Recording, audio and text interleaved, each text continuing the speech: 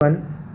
तो इकोनॉमिक्स में ये पॉइंट हम लोग स्टार्ट करने जा रहे हैं। क्लास 12 की इकोनॉमी हम लोग की रनिंग थी, वीकली बेसिस पे अभी रिसेंटली आ रही है। इसको हम थोड़ा से इसके कंटेंट्स को हम थोड़ा से एक्सटेंड करेंगे अपकमिंग डेज़ में, क्योंकि ये इकोनॉमिक बहुत इंपॉर्टेंट फैक्ट एंड फिगर देती है। तो इसके 5 लेक्चर ऑलरेडी कंप्लीट हो गए, 5 से 6। अभी आज हम लोग स्टार्ट करने जा रहे हैं factor cost and basic price. And देखिए, 2 तरीके से इकोनॉमिक पढ़ाई जाती है। पहले आप कुछ अंडरस्टैंडिंग क्लियर कर लीजिए। एक तो बुकिश लैंग्वेज में है, सम टाइम इट में बी डिफ़िकल्ट, ठीक है, और एक अपनी लैंग्वेज में कि क्या आप समझ के आए हो, ठीक है। तो चलिए बिना देरी करे हुए हम लोग चलते हैं। क्लास 12 के सभी लेक्चर हमारी यूट्यूब चैनल पे अपलोड हो रहे हैं, आप वहाँ पर जाके एक्सेस कर सकते हैं। यूनिवर्सिटी ऑफ मेहंदी पे क्लास 12 के सभी सब्जेक्ट जो है तैयार हो रहे हैं। जो बचे हुए टॉपिक हैं वो अब्बास एजुकेशनल सोसाइटी पे जा रहे हैं। मैथ है, फिज़िक्स है और हिस्ट्री है, वो अब्बास एजुकेशनल सोसाइटी पे। तो बिना देरी करे हुए हम लोग स्टार्ट करते हैं। Factor cost. फैक्टर कॉस्ट का मतलब क्या होता है? देखिए, जब कोई चीज़ आप बनाते हो, जैसे मान लो एक बिस्किट आपने बनाया, आपने एक बिस्किट बनाया, इस बिस्किट की कॉस्ट जो है थी 10 रुपये थी। अब 10 रुपये में आपने आटा लेके आए, ठीक है, आपने गैस वैस खर्च करी, ठीक है, ट्रांसपोर्टेशन करा, सामान वामान लेके आए, चीनी वीनी मिलाया, तो ये तुम्हारी फैक्टर कॉस्ट थी, ठीक है। लाइट है, इलेक्ट्रिसिटी है, सब मिलाकर। अब बेसिक प्राइस का मतलब क्या होता है? बेसिक प्राइस में क्या होता है कि आपने एक प्राइस रखा, ठीक है, आपने वो प्राइस रख दिया, ठीक है। जैसे मान लो 10 रुपये की चीज़ थी, आपने उसको 15 रुपये में कर दिया कि भाई चलो बेसिक प्राइस है, ये हमारा पैसा इतना मिल जाएगा 5 रुपये के प्रॉफिट पे। जब ये मार्केट में आती है, तो ये क्या हो जाती है? 18 या 20 रुपये में हो जाती। क्यों भैया, ये क्या मसला है? क्योंकि इसके ऊपर क्या मिल जाता है? इसके ऊपर टैक्स ऐड हो जाता है, ठीक है। गवर्नमेंट आपके ऊपर टैक्स इम्पोज कर देगी, ठीक है। तो ये 20 रुपये का हो जाता है और थोड़ा बहुत सब्सिडी दे देगी। सब्सिडी आपको मिलेगा क्योंकि आप एंटरप्रेनर है, ठीक है, और टैक्स आपको देना होगा क्योंकि आप बिजनेसमैन हो, ठीक है। इस तरह से आपका सेगमेंट बनता है। Got it? तो यही सब चीज़ें आपको हमें बताना है। सब्सिडी कौन देता? गवर्नमेंट देती है। गवर्नमेंट किसको देती है? एंटरप्रेनर को देती है, ठीक है। और एंटरप्रेनर जो है टैक्स किसको देता है? गवर्नमेंट को, ठीक है। तो टैक्स ज़्यादा होगा। जैसे मान लो टैक्स 10,000 रुपये का है, ठीक है, 10,000 रुपये का टैक्स है, आपको सब्सिडी दे दी जाएगी 2,000 रुपये की, तो आपको कितना देना है? 8,000 रुपये। यही सब इसमें लिखा हुआ है। आई थिंक सो क्लियर हो गया होगा ये चीज़। तो यहाँ तक हम लोग पहुँच चुके हैं। अब हम लोगों को मेन सेगमेंट पे फोकस करना है। ग्रॉस वैल्यू एडेड यानी कि उसकी वैल्यू ऐड हो जाती है जो आपने चीज़ें लगाई हैं। Net production taxes, basic price, ठीक है, ये चीज़ आपको याद रखना है। CSO release GVA at basic price, it included the net taxes but not net product taxes, यानी कि नेट प्रोडक्ट टैक्सेस नहीं होगा, नेट प्रोडक्शन टैक्सेस होगा, ठीक है। ये चीज़ आपको याद रखना है। एक पॉइंट आपको ये हो गया। ग्रॉस वैल्यू एडेड में सामान का रेट जो है बढ़ जाता है, ठीक है, क्योंकि जब आप मार्केट में उसको इंड्यूस करते हो। अब हम लोग बात करते हैं सब माइक्रो इकोनॉमिक आइडेंटिटी। ये बहुत इंपॉर्टेंट है, यहाँ से स्टार्टअप होगा।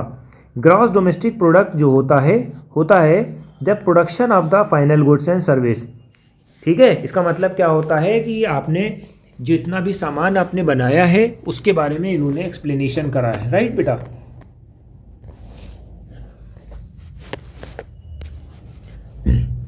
With in the domestic economy, domestic territory, gross domestic product का मतलब क्या होता है? पहले भैया यही समझ लो इस बातों को।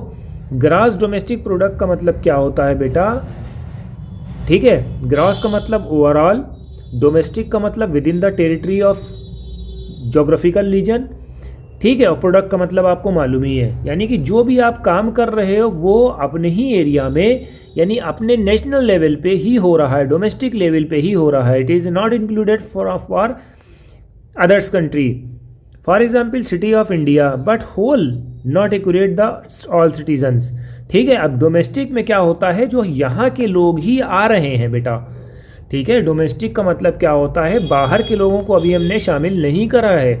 जब यहाँ डोमेस्टिक की जगह नेशनल हो जाएगा तो बाहर के लोग भी शामिल होंगे जो हम लोग के बाहर काम कर रहे हैं। पहले इतना समझ लो भाई। Citizen of the working of the Saudi Arab may be earning a huge wage. It included the Saudi Arab GDP, but the legally speaking he is Indian. ठीक है, एक इंडियन सऊदी अरब में काम करता है तो सऊदी अरब की जीडीपी तो बढ़ जाएगी, मगर वो पैसा कहाँ भेजेगा, वो इंडिया भेजेगा. Is there is a way to take the account earning made by Indian abroad by factor of production own by Indians.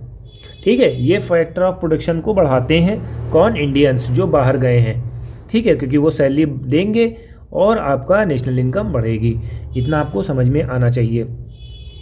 दूसरा पॉइंट क्या होता है, कुछ फॉरेनर्स जो होते हैं यहाँ पर अर्निंग करते हैं. ठीक है, अब जैसे मान लो कि कोरिया की कंपनी आई है. कोरिया की कंपनी कहाँ आई है, इंडिया में आई है. इंडिया में वो बिजनेस अपना सेटअप कर रहे हैं. अब जितना इंडिया से पैसा आएगा वो कहाँ भेजेंगे, कोरिया भेजेंगे. ठीक है, कोरिया भेजेंगे. अब इकोनॉमी किसकी बढ़ी, इनकी बढ़ी. इसी को हम बोलते हैं, इसी को हम जो अब इन दोनों का सब्ट्रैक्शन कर देंगे कि कितने लोगों ने अब्रॉड भेजा, अब्रॉड से कितना पैसा आया और अब्रॉड कितना पैसा गया. इसी को हम NFIA कहेंगे, नेट फैक्टर इनकम अब्रॉड. ठीक है, तो ये चीज़ आपको याद रखनी होगी. फ्रॉम अब्रॉड टू अब्रॉड, इसको अभी समझेंगे. तो ग्रॉस नेशनल प्रोडक्ट का मतलब क्या होता है, GNP GDP के साथ मिला के हम क्या करते हैं, factor income of domestic production in the rest of world minus factor income earn by the factor of production rest of the world. ठीक है, यानी कि जो डोमेस्टिक में काम कर रहे हैं उनको बढ़ा दो और जो बाहर से काम कर रहे हैं या बाहर वाले के काम कर रहे हैं, ठीक है, क्योंकि उनकी सैलरी तो बाहर जाएगी ना, वो यहाँ पर आके काम कर रहे हैं बट सैलरी अपनी भेजेंगे बाहर, तो उनको घटा देना है. ठीक है, अब जो सऊदी अरब में काम कर रहा होगा वो सऊदी अरब से वो हिंदुस्तान भेजेगा. ठीक है, तो वो वहाँ पर ऐड हो जाएगी और जो यहाँ के लोग हैं बाहर भेज रहे हो तो वहाँ से सब्ट्रैक्ट हो जाएगी. बाय ऐसे समझो. इसी को हम क्या बोलते हैं, net factor income from abroad, यानी अब्रॉड से हमें कितना पैसा मिला. ठीक, आई थिंक सो ये क्लियर हो गया होगा. It deducted the net national. Net का मतलब क्या होता, अभी तो हम लोग शुरुआत पढ़ रहे थे कि ग्रॉस का मतलब क्या होता. भाई ग्रॉस का मतलब यानी कि टोटल. अब नेट का मतलब क्या होता है, ग्रॉस नेशनल प्रोडक्ट्स में डिप्रिसिएशन घटा देंगे. डिप्रिसिएशन का मतलब क्या होता है बेटा, कोई सामान आप लेके आए, मशीन लेके आए, after some time it's reduced its efficiency. Why, क्योंकि अब उसमें ऑयलिंग होना है, ग्रीसिंग होना है, सर्विस होना है, शॉर्ट सर्किट हो गया. ठीक है, तो ये क्या हो गई, उसकी वैल्यू घट गई. उसकी जब वैल्यू घट जाएगी तो क्या होगा, नुकसान होगा. इसी को क्या कहते हैं, डिप्रिसिएशन. अब वो अगले 10 सालों के लिए, 10 सालों के बाद वो भी तैयार हो जाएगी पैसे के लिए. ठीक है, एकदम से पैसा ना काउंट हो, इस वजह से हम क्या करते हैं, डिप्रिसिएशन लगा देते हैं. ठीक, ये चीज़ याद रखना. It will be noted down the market price of the expression above.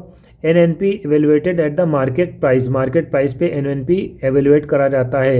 Market price में इंक्लूड होता है इनडायरेक्ट टैक्सेस. इनडायरेक्ट टैक्सेस और डायरेक्ट टैक्सेस का मतलब तो आप जानते हो. डायरेक्ट टैक्सेस का मतलब जो आपके ऊपर इम्पोज करा जा रहा है, और इनडायरेक्ट टैक्सेस डायरेक्टली आपके ऊपर इम्पोज नहीं करा जा रहा है. जैसे मान लो अब टॉफ़ी है, अभी तुम्हें टॉफ़ी खाना है तो टॉफ़ी के ऊपर जो भी टैक्स लगेगा वो आपके ऊपर आ गया.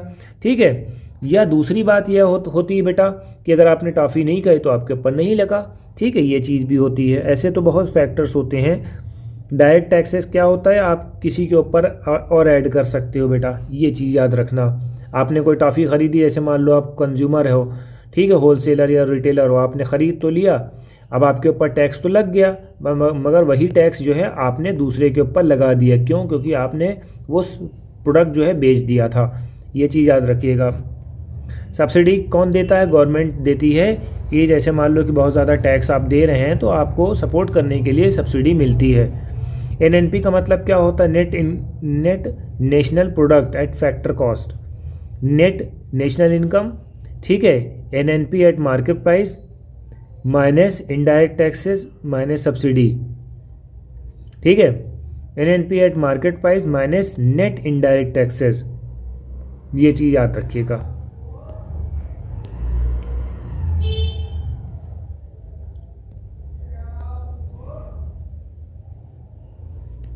ठीक, तो यहाँ पर हम लोग चले गए हैं. अब देखिए अनडिस्ट्रीब्यूटेड प्रॉफिट का मतलब क्या होता है। पर्सनल इनकम आप तो मालूम ही होगा, जो पर्सनल इनकम होती है which is earned by firm by the government of enterprises part of profit not distribution among the factor of the production is called undistributed profit UP. ठीक है, इसका मतलब क्या होता है, it is earn by the firm and government enterprise is a part of profit is a not a distributing among the factor of production.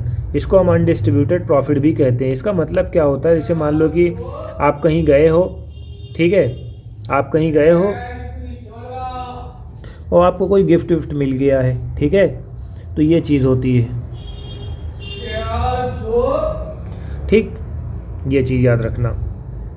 We have deduct UP from the NI to arrive PI, ठीक है, इसको घटा देते हैं। UP क्या है, does not accurate to the household. Similarly corporate tax which is impose on the earning by made by firm. ठीक है, एक चीज़ ये याद रखना, ठीक, एक तो ये याद रखना।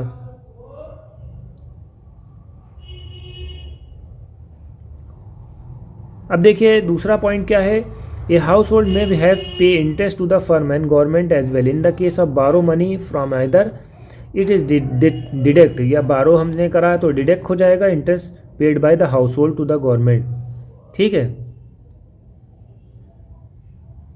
फैक्टर पेमेंट को देख लेते हैं। फैक्टर पेमेंट में क्या होता है, जो हाउस होल्ड होते हैं, ट्रांसफ़र पेमेंट, हाउस होल्ड क्या होता है, ट्रांसफ़र पेमेंट आप देख लो। ट्रांसफ़र पेमेंट क्या होता है, जैसे मान लो आप पेंशन हो, पेंशन आप पा रहे हो, तो पेंशन क्या है, निगेटिव में चली जाएगी। स्कॉलरशिप क्या है, निगेटिव में चली जाएगी। प्राइस आपको अपने पैसे से उनको देना होगा, वो तो आपको अपने पैसे से देंगे, तो ये ट्रांसफ़र पेमेंट जो होती है डिडक्ट हो जाती है, ये याद रखना।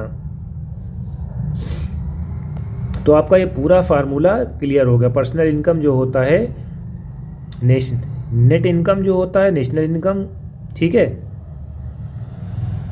फिर undistributed profit, net interest on payment, ठीक है, minus corporate tax, corporate tax में भी पैसा कम हो जाएगा, ट्रांसफ़र ऑफ पेमेंट, ठीक है। ट्रांसफ़र पेमेंट का मतलब क्या होता है, आपको कुछ सैलरी वैली मिल गई, सॉरी पेंशन मिल गई, तो ये चीज़ आपको बिना करे ही मिल गई, ठीक है, तो ये बात आपको याद रखनी है। तो यहाँ पर आज हमें अपना टॉपिक ख़त्म करते हैं। फिर जितने भी फैक्ट्स हैं, फिगर हैं, I will discuss in the next lecture, ठीक है। तो आप हमारा लेक्चर ज्वाइन करिए ताकि हम आपके लिए अच्छे से अच्छा वीडियो बना सकें। Thank you.